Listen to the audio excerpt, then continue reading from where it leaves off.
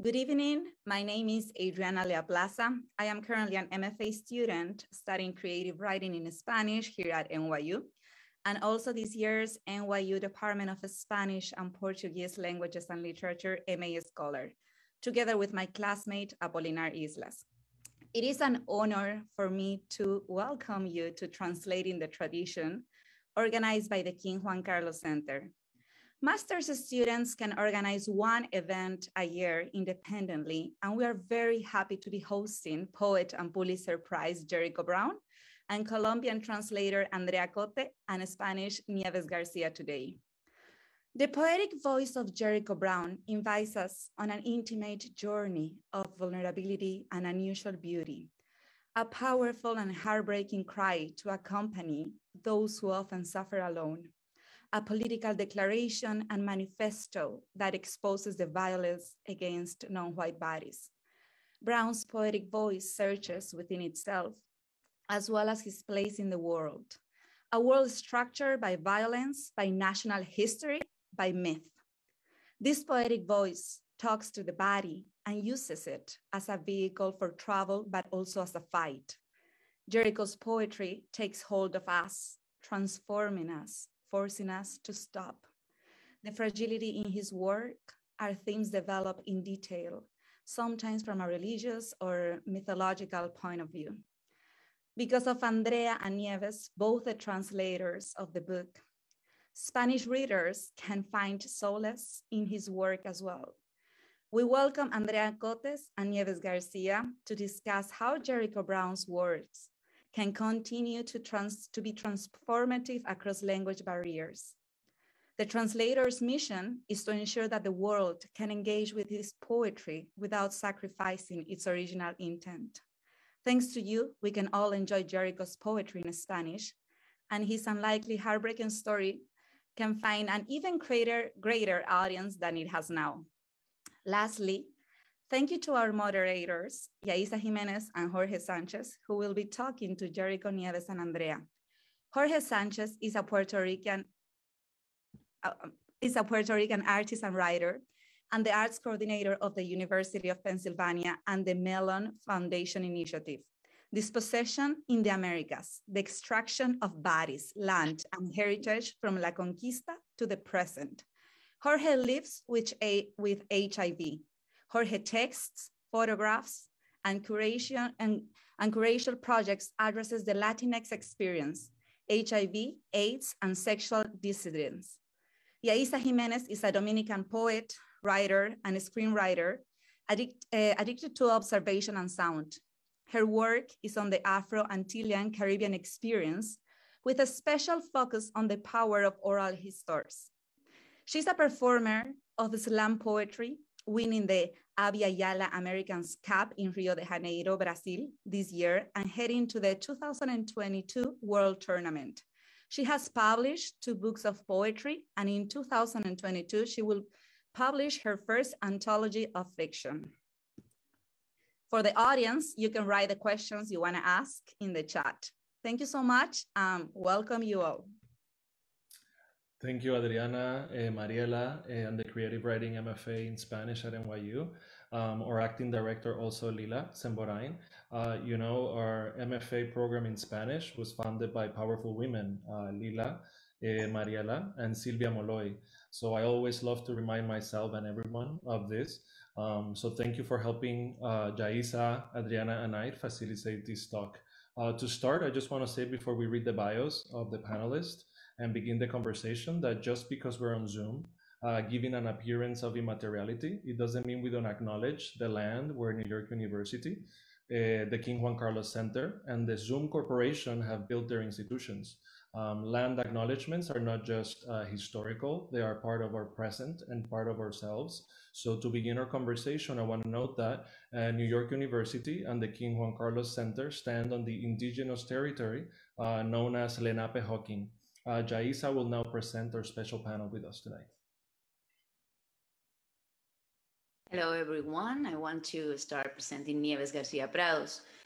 She was born in Granada, Spain, PhD in education since 2016 with a cum laude and international mention. I specialize in literary translation and the teaching of Spanish. She obtained a degree in journalism by the University of Malaga in 2004. It's an MA with National Radio of Spain by the Complutense University in Madrid in 2005, and another MA in social communication. Thank you, Nieves, for being with us today. Andrea Cote Botero, born in Bermeja, Colombia. She's an author of En las praderas del fin del mundo, in the Prados of the End of the World, Valparaíso 2019. She has also published a book of prose, a nude photographer, a biography of Taina Modotti, and Blanca Varela, all writing from solitude. Thank you very much, Andrea, for being with us today. And last and finalist, our special guest, Jericho Brown, is the author of the 3 collection of poetry, The Tradition 2019, finalist for the 2019 National Book Award, and the winner of the 2020 Pulitzer Prize of Poetry. His other book, The New Testament, won the Anisfield-Wolf Book Award and was named one of the best of the year by Library Journal. Thank you very much. Thank you very much, Jericho, for being with us. Thank you to all our panelists. So to start the first question, I want to share a powerful poem by Lucille Clifton that my best friend, artist Camilo Godoy, taught me. It's called Won't You Celebrate With Me? I think I just want to set the mood for the talk to start the first question. And I'm just going to go ahead and play it. Again, it's called Won't You Celebrate With Me? And we're going to be hearing Lucille's voice. Won't you celebrate with me what I have shaped into a kind of life? I had no model. Born in Babylon, both non-white and woman, what did I see to be except myself? I made it up here on this bridge between starshine and clay, my one hand holding tight my other hand. Come celebrate with me that every day something has tried to kill me and has failed. Won't you? So just starting from the personal, my name is Jorge Arnaldo Sánchez III, and I've always struggled with this kind of copy-pasted version of my name. So a little birdie told me that Jericho Brown's name at birth is Nelson Demery III. And I want to start here because you mentioned in a different talk that changing your name, and this is in an interview for PBS in 2019, that changing your name helped you, quote, be free to become who you want to be.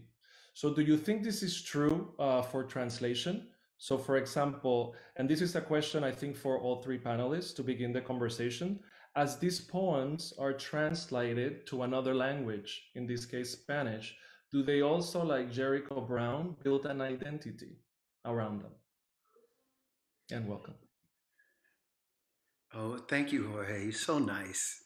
Y'all look so good. I guess I'm not supposed to say that. Everybody on here is so fine to me right now. Y'all really look like y'all got it together. But I feel we're trying, Jericho. We're trying. Go on, and everybody was fine. I was like, what is happening? Yes, that's true. I'm quite fine. To answer your question, yes, it was important to me to change my name because there was much of my life that I had yet to discover and understood that I would not discover being a third.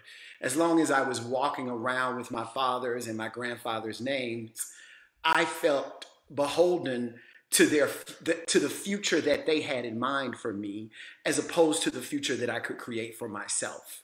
Now, as it relates to the translations, I do hope that something, I mean, I know, I don't hope, I know that the work that we make when we translate the poems, the first book I translated, the first book Andrea translated, we worked pretty closely, I would say.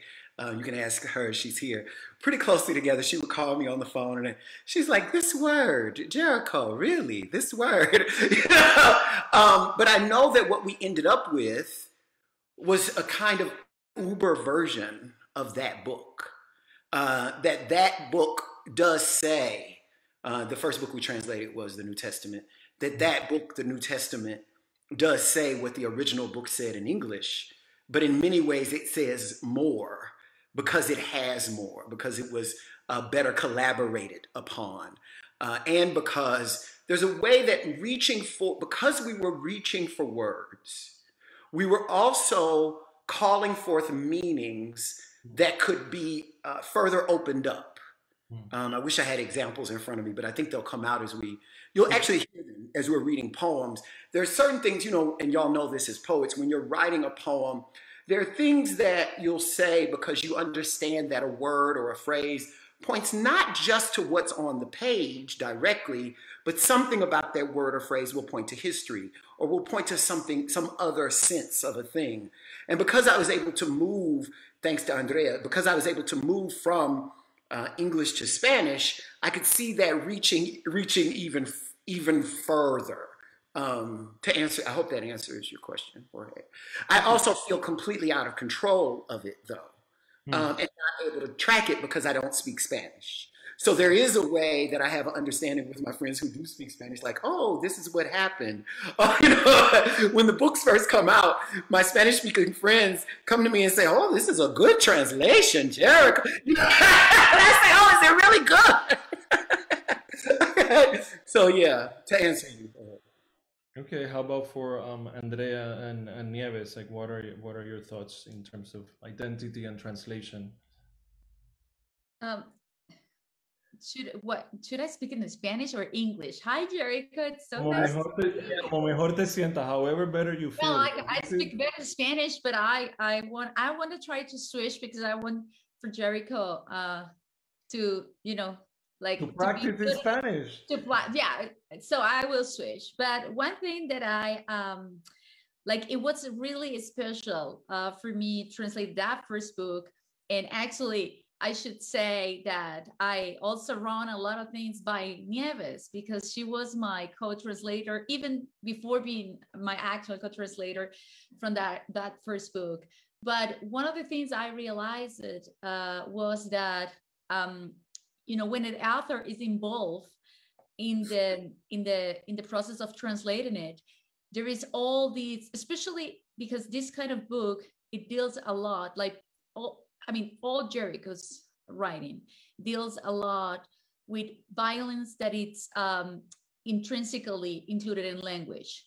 So when you are translated dead, you are like beyond trying to liberate, or using the words of poet Adrian Rich that I was reading today, like going into the re-space vision of what we have done with language.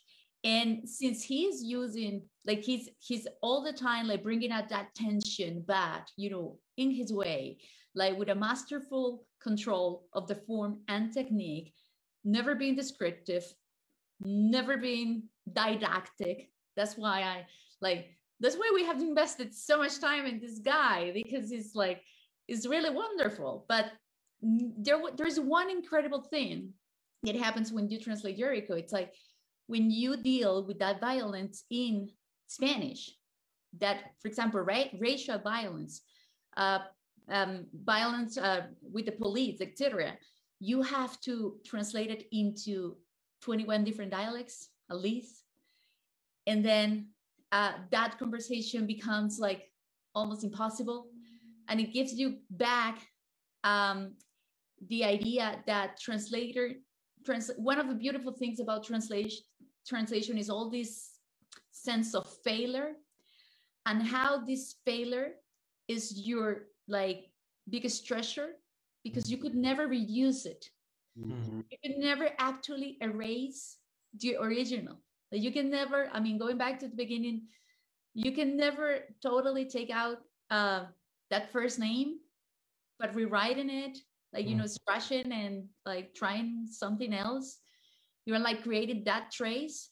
That is the ultimate notion of the desire for understanding and community that we have when we start translating someone. Okay. Nieves, I don't have a lot of say after Andrea, so I should be first because Andrea is. Okay, I mean, maybe you can start in the next. Maybe you can start in this next question because we're getting into. Oh, sorry, yeah, Jericho. I just wanted to add to that. One of the joys that I had working with Andrea at first, and then seeing what the work that Andrea and Nieves did with the tradition, and in particular, Nieves's work with Natasha Trethewey's books as well. One of the things that I thought was really interesting to me is that through the process of translating the New Testament, Andrea and I got to know each other. I didn't know her in person before that moment. And so while we're on the phone, we're also talking through one another's poetics. I mean, one of the things that she mentioned about me is he doesn't want to be descriptive, and I don't. which you know, and I like for things to be as concrete and on the ground as possible. And if the reader wants to ratchet that up, that's the reader's business. But you know, when I say I'm looking at a shoe, I mean I'm looking at a shoe. Do you know what I'm saying? Which becomes, in poetry land, can get really complicated for a lot of people, and in particular in translation can become complicated. So one of the things that I really love doing, and you know, capitalism is a problem all over the world. Black people are oppressed all over the world. The police state is not only a place you can find in the United States of America, right? And yet, you know, saying a word like nappy when talking about my hair in a poem becomes really complicated when trying to get other people to see exactly what I'm trying to say in Spanish. But what I loved about it is Andrea, one of the things that I felt was happening as we were working together is that once you get to know the personality of the poet, you also become aware, and this has to do with identity, Jorge, you also become aware of that poet's capacity for sincerity and irony, which is why when Nieves and Andrea were working together, I was all excited to see what they come out with, because Nieves, having worked at Emory, we used to hang out. You know, I would see her, like she knows how. We went to a lot of weird places. We hung out in a lot of weird places. I took them to the lowest of the low of Atlanta. That's important. But it's interesting to me. It was interesting to me to see in the second translation, in the tradition, I could see the difference of how much my personality could come out in those poems, how much of my identity could come out in those poems, because Nieves knows me in a different way, you know, and understands me not just as a sincere being, but also an ironic being. Mm-hmm. Okay. Yeah, and regarding to that, when we are talking about translation, since we don't speak a universal language, we should look for ways to have a universal society, right? So, and the thing that I really liked about the book of Jericho, the tradition, is that he is speaking to everybody, to a universal society. So his book is understood not only in this country, but also in the Spanish-speaking country, because he's talking, for example, about, Andrea said that he's talking about racial violence, but he is not mentioned the word race in the book. There's not that word there.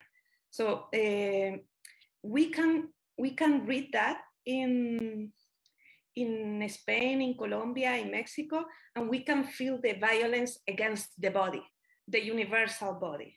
So, and we can empathize with the book. And on that note, this is a great way to do the other question. How was the translation experience with the different linguistic contexts? So Nieves being from the Kingdom of Spain and Andrea being from Colombia, in particular. And like I'm gonna kind of mix the two questions that I have, because one of my very important questions in the poem after Essex and Phil was that the word sisi was translated to nenaza, which sounded very Spanish, but the question in general was, how do we translate a sisi? Como que in Spanish is la loca, or like el maricón or la marica. So I'm wondering, like, how do we translate a sisi? What were the moments that you had this kind of linguistic context, and how did you go about? Tú ahora empiezas, Nieves. Yeah, can I answer? Yes, because I have had this problem a lot of times when I was translating. For example, I was translated Juan Felipe Herrera, and his family is originally from Mexico. So how can a Spanish translate his work? So in that particular case, I had the help from a friend and a poet from Mexico, Javier Gutiérrez Lozano, who revised with me all the Spanish words. When I have this problem, like the word sisi, that I translate as nenaza, which is a very Spanish word, I was thinking in which countries are we going to publish the translation?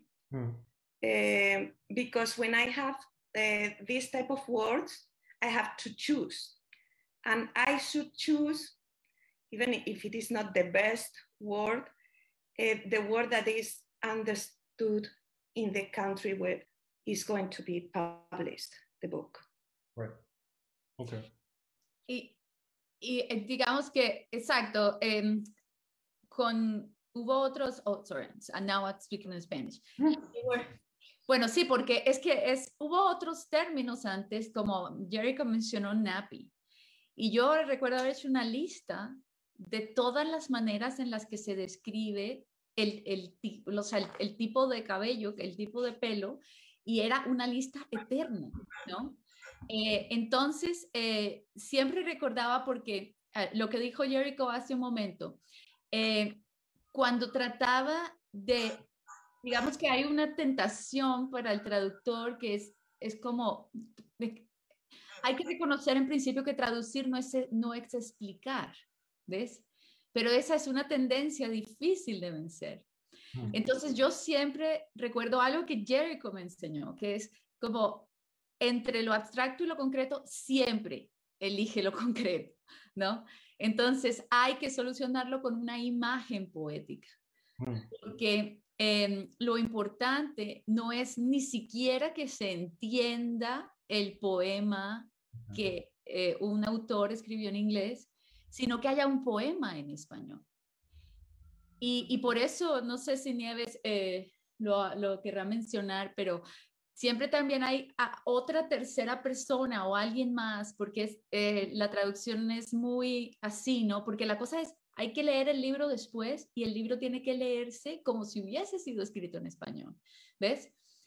Y eso nunca sale en la primera traducción. Esa es como la reescritura musical un poco, ¿no? Claro, es lo que decía Borges, ¿no? De la música de las palabras, ¿no? Cuando estamos hablando de la traducción de poesía, que no puede sonar a traducción. Traducción. Entonces hay una traducción de la traducción, que es cómo eso va a tener una casa, ¿no? Hay cosas que son intraducibles, ¿no? Y por eso hablaba antes del fracaso. Por ejemplo, el poema Bullet Points, Jericho. We were talking a lot about that. Oh my goodness, what a nightmare, Jericho. Bullet points, you know, because bullet points Yes. it's so, what he found in his own language is not possible to be carried on, you know, because it is so codified in a use of language that doesn't have nothing to do with straight meaning. It has to do with the way in which we use words in everyday life for helping us to live, like a to-do list. So there is no way to carry that on. And the poem just dismantles when you try about that. Sí, I was thinking about it like in the poem Duplex, for example, in 103, when the question in English was, what are the symptoms of your sickness? The translation was, ¿cuáles son los síntomas de vuestra enfermedad? So that sounded like thou sickness in Spanish, whereas in Latin America, it's just tú, like your sickness, tú, like super, like I'm just thinking that like I'm wondering like and I love this conversation because this is where the linguistic context is kind of in conversation. So those were the types of moments that like I think it was easier for Spanish speakers from Latin America to be like, I noticed here like a CC, like, or like maybe like, oh, but I think it's also very beautiful because then I'm obviously thinking about translating CC-ness because I'm being called a CC in English and Spanish in Puerto Rico. So it's very like, regardless, I think it worked amazingly. So I was just very curious in terms of the linguistic context and the translation experience in the making of the book. But I think now Yaissa has another question in terms of translation and politics. Yes. And the art, nappy hair, it's greña, cacata, cabello malo, or bad hair, moño malo, moño, cacata, everything you can even imagine. Jericho didn't like bad hair. No, anybody. But in my country, bad hair, moño malo, it's something really, really, really complicated to change in the mind of the people. And talking about the political situation around everything in life, this is for the whole panelists. When thinking of translation as a political gesture, translation as a political act is political? Is there politics to translation? How do you feel about it? Do you want to start? Yes, because you are always talking about that, no? That it is a political. Well, of course, like absolutely. There is no other reason. Like one of the reasons, you know that in the United States we do translate just the 3% of literature. Probably all the translators know that. Like just the 3% of the literature that is written all around the globe is translated. It's translated into English. So that's very little. That means that this is a country that really, and this is a country that in comparison to other countries probably translates a lot. But that's so little. We are really incorporating all other people's views of the world, because that's what happened. Like you need to go to other places and translate other people because you need to see other ways to view the world. But you always, and the other thing that happened is that a book, like even for the original writer, a book is an energy always like waiting to really unfold. One of the things that is wonderful, because Jericho is a young writer, like I love to think that for many reasons, like for the energy, is like, what is going to happen with the new readings of this book? What is going to happen to himself as a writer when he has to face the other? How other people from other discourses with other notions of what does it mean to be included? What does it mean to belong? And all these questions that are around his word: identity, violence, the recover your own body, declare your own body, all that. What happens? What he needs to meet the other reader. So in my opinion, it's like, I do live in the border. So for me, translation is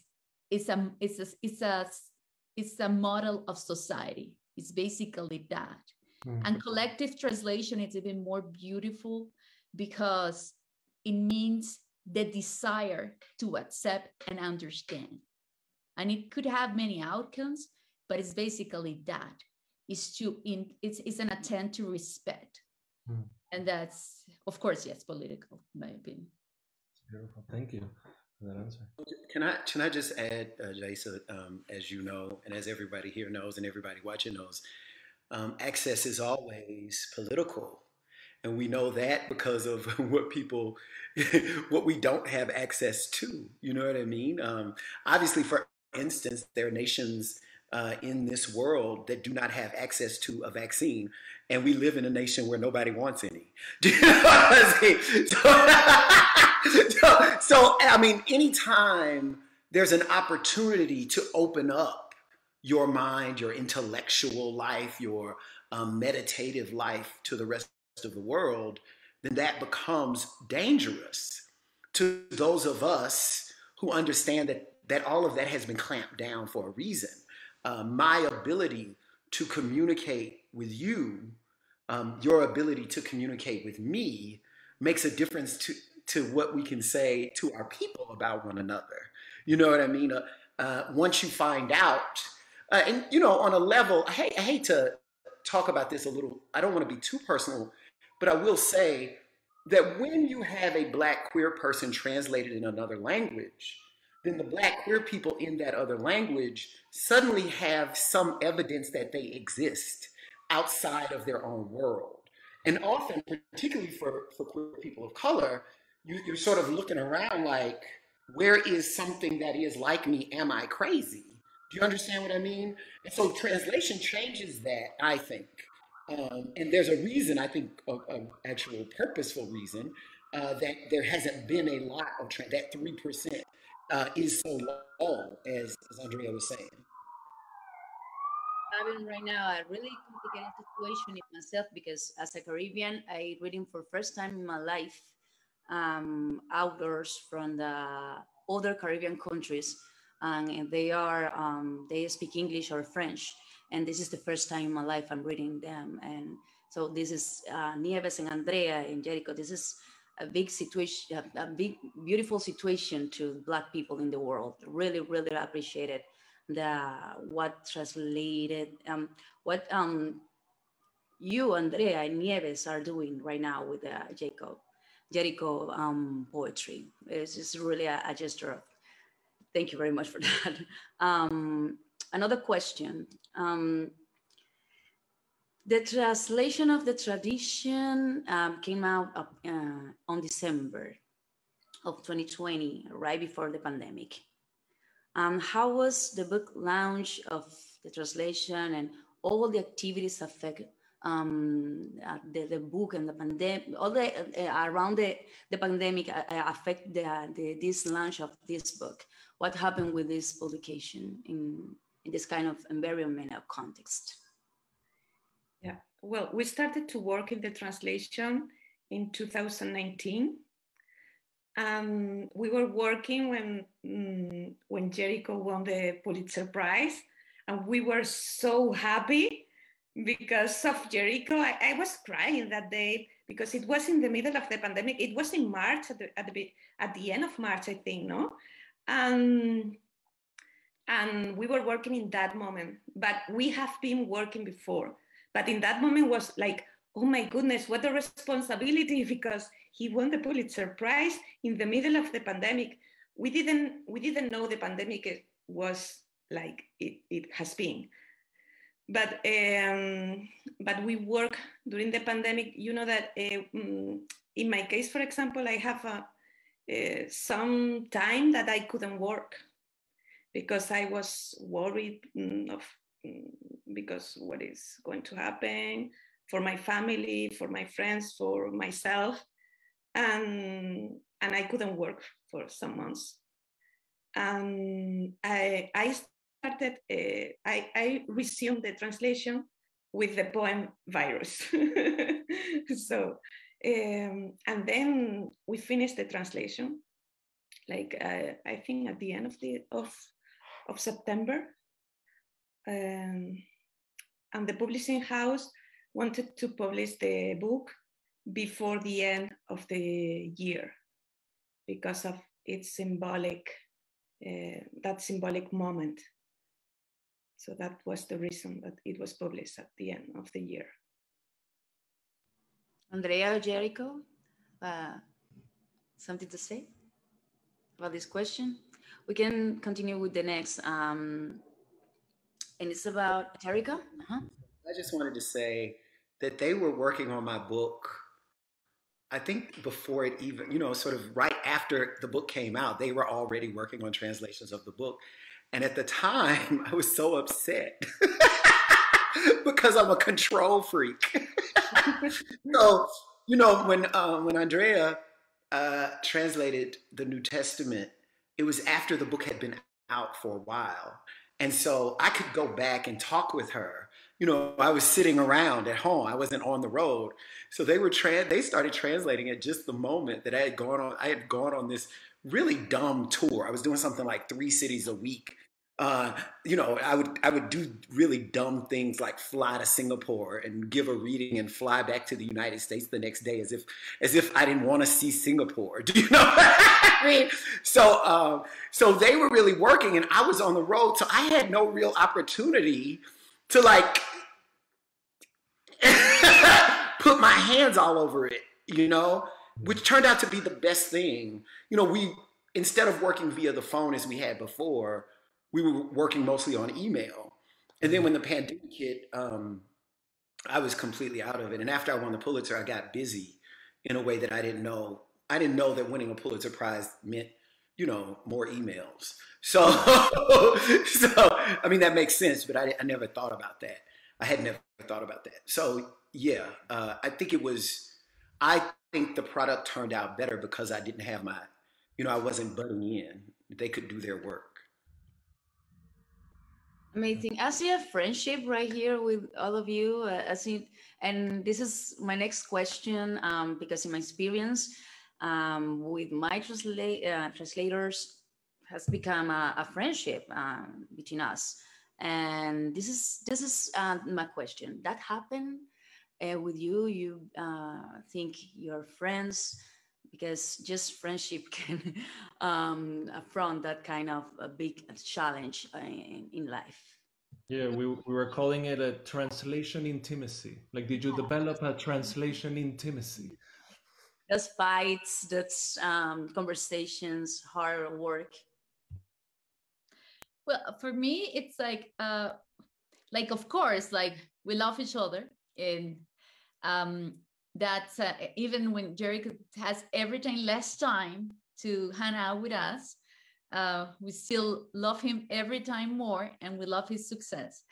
But the beautiful thing, in my opinion, if I can talk about this, is for example, Nieves and I, we both also authors. And one of the beautiful things of being author and translator is that you totally rethink the notion of authorship and ownership, and then you always keep saying that I love literature by itself. It doesn't have to be written by me. And, and I do not, it's okay if some other people really writes the new Colombian poetry or whatever, but it's to really experience it, to really experience that you need these to work. You need, when you're translated, I feel like I am solving a puzzle. There is a word there, then you need to find, even if you have to open thousands thesaurus, all Maria Moliner, you haven't got it. And you said, I have to do it because I love this poem. You don't work with writers which word you do not admire, and you will give everything. And this is so yours. And so beyond friendship, I will say it's more like this idea of community and collective. And if I can go back to the virus, one of the things that this virus, like the COVID, put on my face is we're really one body. We have to really understand that there is not limits in this body. Your body is my problem, So translation is like a little lap of that. Your ownership is my ownership, and you need me and I need you for this to work, to happen in the world. And it was wonderful that we love each other before the book. And when I love a poet or a friend, I want him or her to succeed. So when I read the book, the Tradition, I said, oh my goodness, what a book has written Jericho Brown. I'm so happy, because if he's my friend and I love him and the book is not good, I'm gonna be so sad. But it wasn't the case. So I was super happy. And working with Andrea, it was wonderful because of the reason that he told already. But yes, that sense of community, that we help each other. So I have not been in the position of hating my co-translator. That I think that would be possible, but it is not the case. And I was thinking about something that Almudena Grandes, the novelist from Spain that recently passed away in Spain, she said, there is no love without admiration. And I feel lucky that I love and admire these two people that are here, Andrea and Jericho. And I have felt always lucky when I was translating this book. Yeah, I think, there's a natural thing that happens among poets and writers that also, I think, happens among poets and writers and other kinds of artists, and also happens between, among poets, writers, other kinds of artists, and activists, rebels, where you sort of naturally will gravitate toward one another. And I think there's a lot of that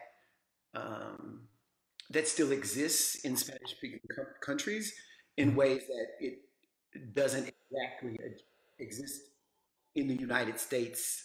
Since I felt that strongly when I first began, hanging out with poets and getting to know poets. I felt like they were my brothers and sisters, and I was probably approaching that in too much a romantic way. But I still feel when I meet other writers, when I meet other poets, I feel like, okay, let's go over here and hang out. Let's fight. Like those are the people I want to, do you know what I mean? Like I want to fight with, I want to have my good times and my bad times with the poets because I love them. Even when they're, like a lot of poets, I'm not crazy. I know there are people out there who ain't feeling it. But, I don't care. Like, I'm glad because I would rather have them. I am giving, people who don't like Jericho Brown generally don't have a lot to do. So I give them something to do, and I'm happy to contribute to poetry in that way. So I think that's one of the things that sort of naturally brought us together. But the other thing is that we have traveled together, or have been I've been out of the country, I should say out of my home country to their home countries and cities. And because I was with them, they, were responsible for me. And because I was with them, I also saw them not just as my host, it's like, you're my translator, take care of me. Do you know what I mean? So when I'm in Colombia, when I'm in Spain, when I've gone to those places and they're there, I think that also unites us in a certain way where we have no choice but to feel kindness toward one another. That's nice. Thank you. Before we go into the short reading that we have kind of prepared together, I wanted to ask like one last question. How old were you when you started writing in general? I know that Jericho has a beautiful story of going to the library every day, reading books and seeing his mother's face. So I really want Jericho to tell us a little bit about that story, but I also want to ask Nieves and Andrea, how old were you? What is the first memory that you have of writing and reading something, just to kind of finish the conversation? I started reading when I was a child, of course, but before reading, I have this important figure in my life who was my grandmother, Guadalupe, and she always read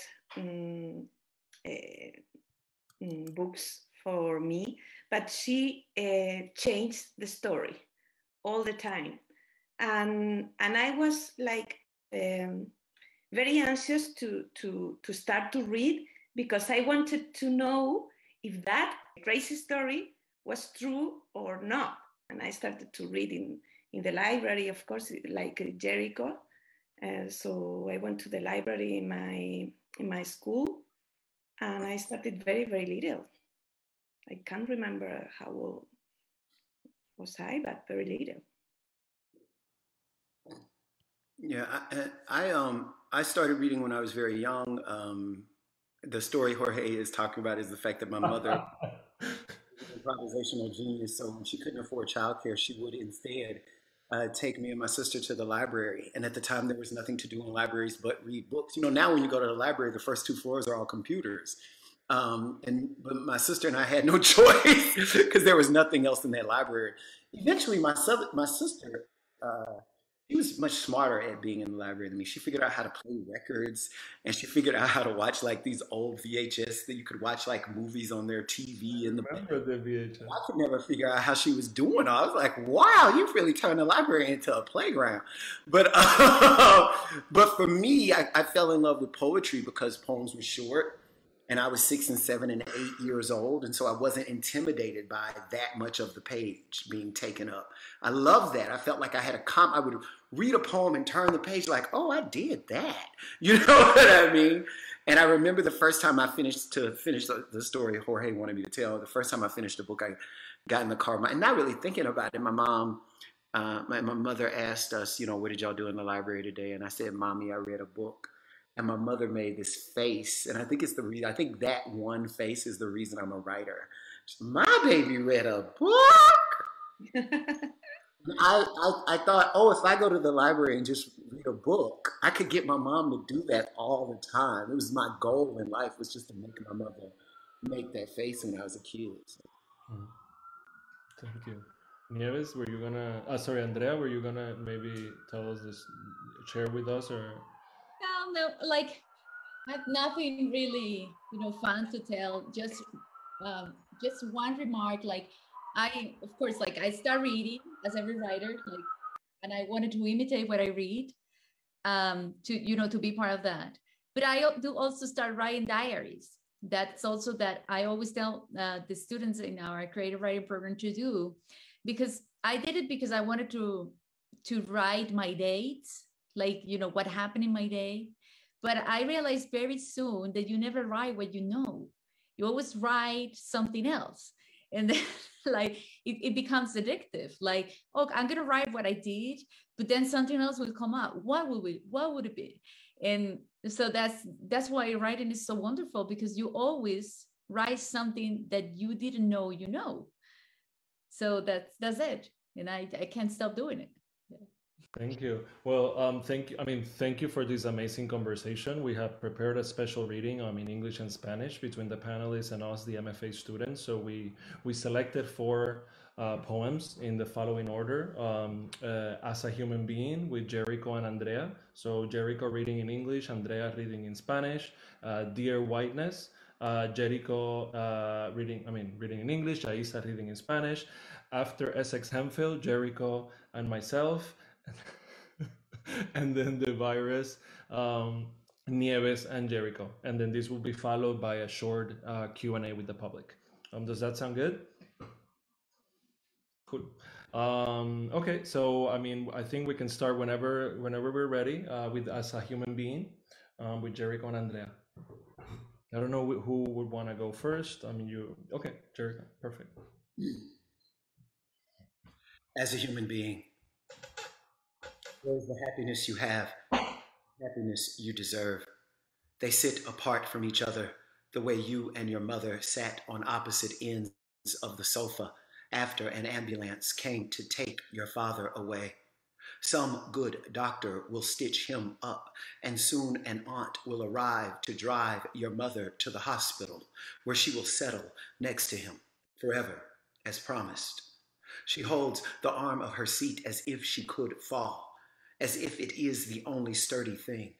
And it is, since you've done what you always wanted. You fought your father and won, marred him. He'll have a scar he can see, all because of you.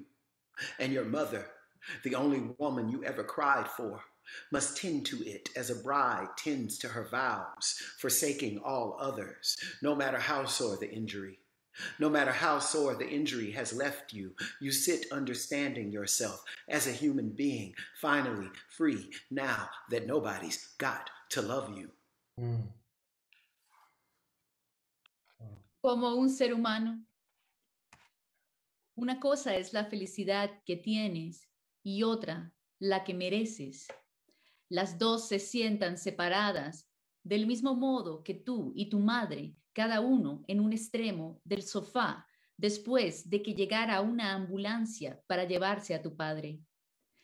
Algún buen doctor lo curará y pronto alguna tía estará lista para llevar a tu madre al hospital, donde estará a su lado para siempre, como prometió. Ella se aferra al brazo de su silla como si fuera a caerse o como si fuera la única cosa firme, como en realidad es, ya que tú has hecho siempre aquello que has querido. Te enfrentaste a tu padre y lo venciste, le hiciste daño. Tendrá una cicatriz que podrá verse completa por tu culpa y tu madre, la única mujer por quien lloraste, deberá hacerse cargo como lo hace una novia de sus votos, desatendiendo todo lo demás.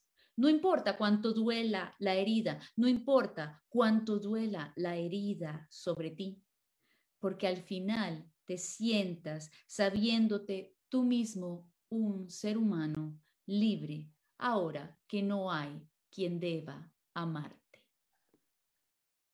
Wow. I wish my reactions are like censored here or something, because I want to do like clapping and love, and I can only raise my hand. I can only give you coffee. Like, I don't get it, but like, we're gonna Give you coffee. I should I should say about this next poem that it's in a form invented by author Michael Weaver called the bop, and I'm saying that because translating free verse poems is its own difficulty. But I'm always fascinated when people manage to translate formal poems, particularly formal poems that include syllabics or meter, and whether or not they make a choice to try to stick to the syllabics and meter, or if they break out of that. There's not necessarily syllabics and meter in this poem, but part of the form that author Michael Weaver created, the bop itself, the form requires that you include a line from a song, and that line gets repeated and sometimes morphed in the poem. Okay. Dear whiteness, come love, come lie down, love, with me in this king-size bed where we go numb for each other, letting sleep take us into ease, a slumber made only when I hold you, or you hold me so close I have no idea where I began. Where do you end? Where you tell me lies, tell me sweet little lies about what I mean to you when I've labored all day and wish to come home like a war hero who lost an arm. That's how I fight to win you.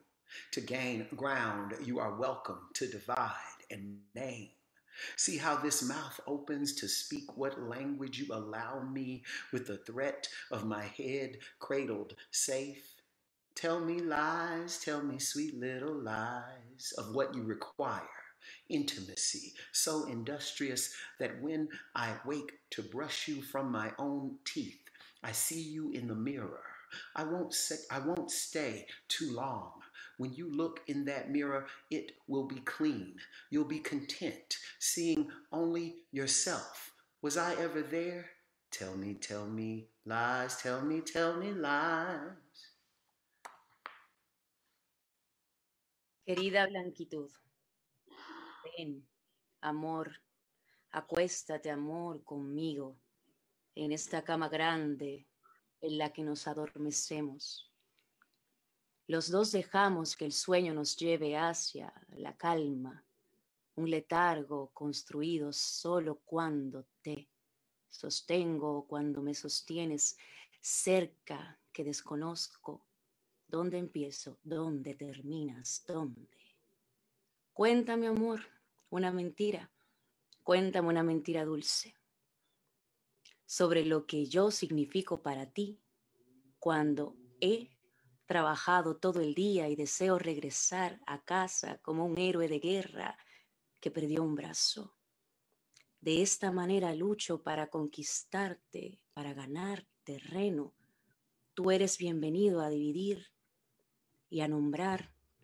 Mira cómo se abre esta boca para hablar la lengua que me dejas, con la amenaza de mi cabeza acunada y a salvo. Cuéntame una mentira dulce sobre lo que necesitas, una intimidad tan laboriosa que cuando me despierte para cepillarte con mis propios dientes, te vea en el espejo. No me quedaré mucho tiempo. Cuando te mires en ese espejo, estará limpio, estarás contento de verte solo a ti mismo. ¿Estuve alguna vez allí? Cuéntame una mentira dulce.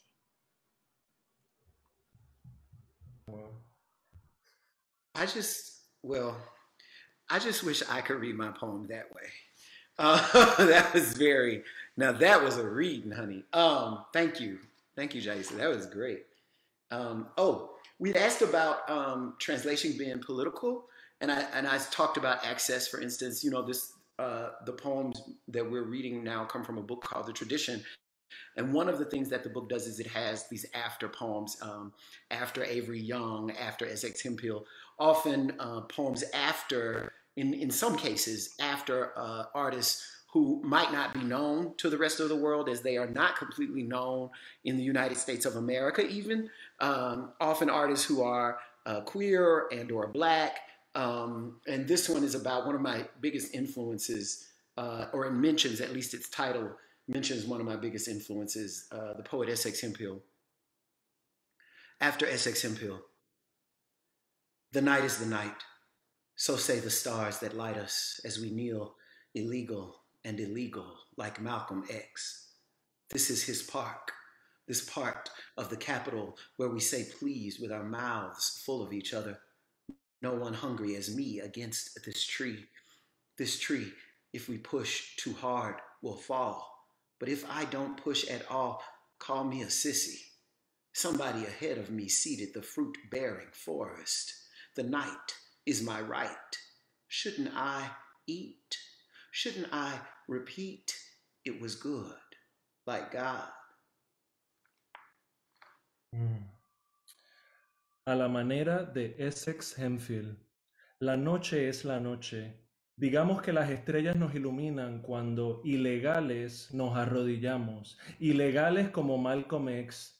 Este es su parque, esta es la zona de la capital donde rogamos con la boca llenas el uno del otro. No hay nadie tan hambriento como yo contra este árbol.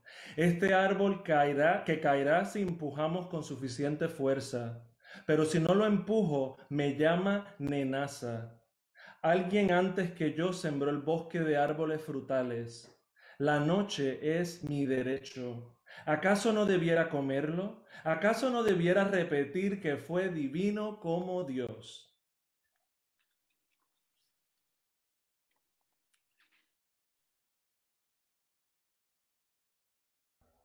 I think we have the last one with... Yeah, I'll read The Virus now, which was written before the pandemic. The virus. Dubbed undetectable, I can't kill the people you touch, and I can't blur your view of the pansies you planted outside the window, meaning I can't kill the pansies, but I want to. I want them dying, and I want to do the killing. I want you to heed that I'm still here, just beneath your skin and in each organ, the way anger dwells in a man who studies the history of his nation. If I can't have you, if I can't leave you dead, I'll leave you vexed. Look, look again. Show me the color of your flowers now. El virus. Apodado el indetectable, yo no puedo matar a la gente que tocas. Y no puedo hacer que veas borrosas las flores que has plantado en el alféizar de la ventana. Es decir, no puedo matar flores, pero quiero hacerlo. Las quiero moribundas Y quiero ser yo quien ejecute la matanza. Quiero que tomes nota de que aún estoy aquí, justo bajo tu piel y en cada órgano, del modo en que la ira habita en un hombre que estudia la historia de su país. Si no puedo hacer que mueras, tendré que molestarte. Mira, mira de nuevo. Muéstrame el color de tus flores ahora. Oh, thank you so much. This is very special.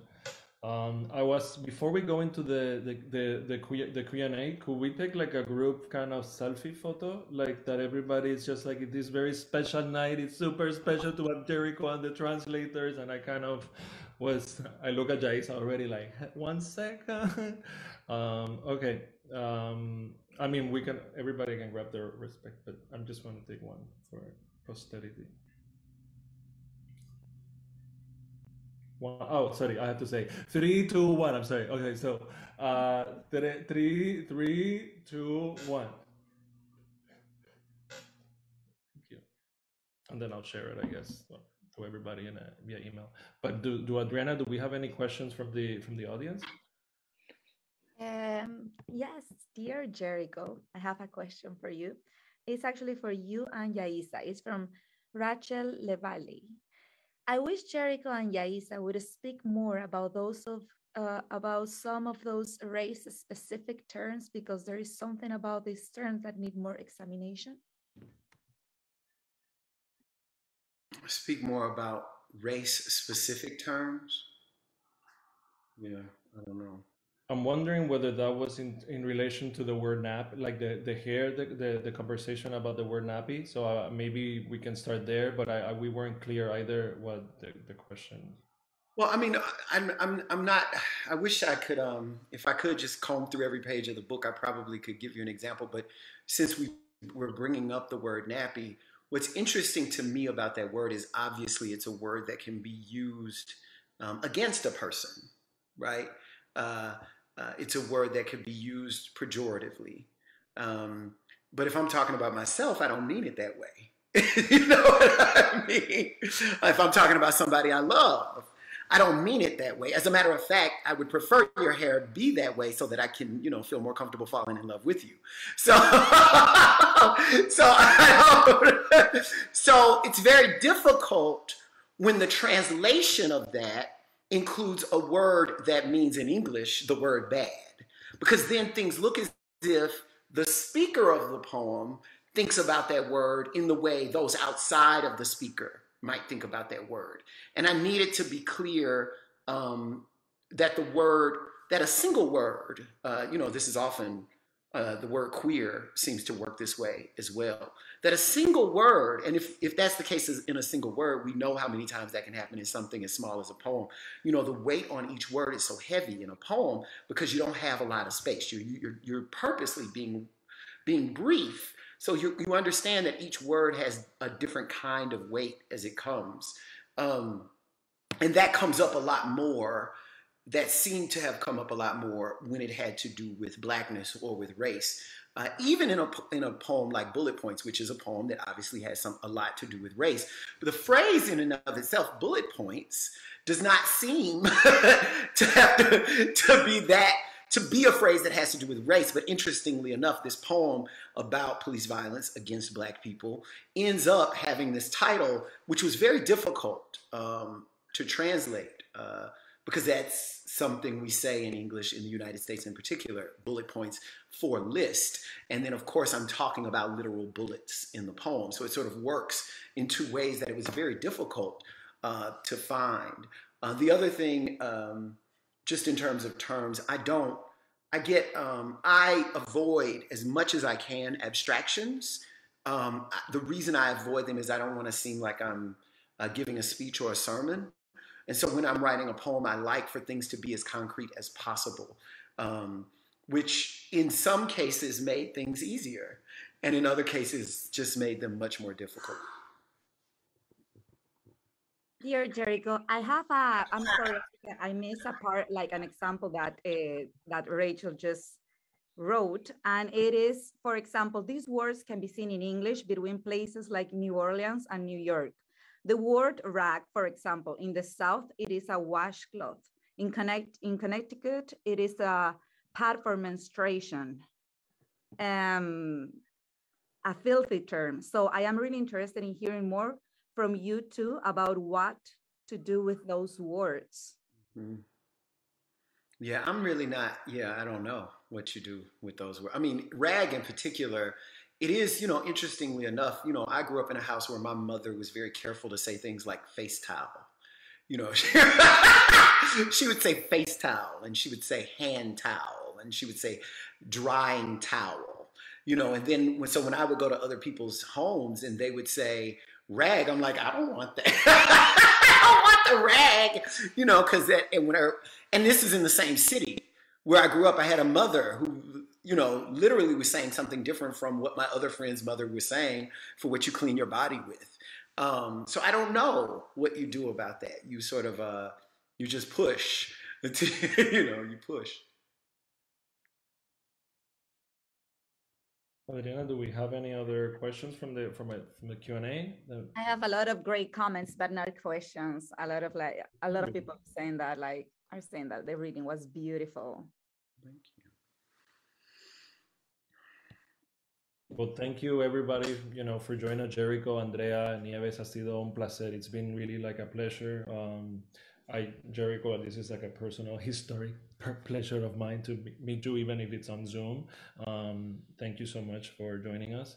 Yaissa, thank you for being an amazing. Thank you everyone. Thank you, Andrea and Nieves. I have to say this in Spanish for a moment. Chicas, de verdad, como persona que es traducida, as a person who is translated, I want to thank you for giving us the opportunity to be engaged with the poetry of Jericho, and especially for a Black community in the world. We need this. We need to recognize ourselves as a humans. We need it. We need it constantly. And even my throat, it's complicated, se me tranca un poquito la garganta, it blows a little bit, because constantly we need this kind of work outside. We need, in Dominican Republic, Jericho, we need to read other Black people in your position right now. We need to understand we can be, we can see, we can demonstrate, and you're a Pulitzer. This is important for the Black community in the world, especially for the Caribbean Black community who needs, oh my God, we need to open our eyes, our hearts, our entire bodies to demonstrate. One artist in Dominican Republic, her name is Xiomara Fortuna, one of the biggest Afro-Dominican artists in all time. She said in one song, she said, La vida te pertenece in Spanish. Jorge, can you translate this phrase? Life belongs to you. La vida te pertenece, is yours. And the name of the song is Africa Vive en Mí, Africa Lives in Me. And this song, it's beautiful, beautiful, beautiful. And this is what I remember when I am in front of this kind of work. Again, thank you, Jericho. Thank you, Andrea. Thank you, Nieves. Thank Isabel, technical. Thank you, Isabel. Thank you, Adriana. Thank you, NYU. Thank you, the city of New York. And thank you. Jericho, we love you too. We love you. Thank you so much for being here. I mean, we've admired your work for such a long time. I'm such a great admirer too. And thank you for being here. I hope this is not this is not just one lifetime that you're here. We want to invite you always. And I look forward to seeing all of you in person. Something's got to give. So soon we will be in space together. So we can look forward to that. Everybody's just got to take care. If you take care of yourself, you'll see me. But don't be hard on yourself. Don't do dangerous stuff, because then I won't get to see you. Okay? Good advice. Good advice. I just said it. Gracias. Thank you. Bye. Queremos. Bye.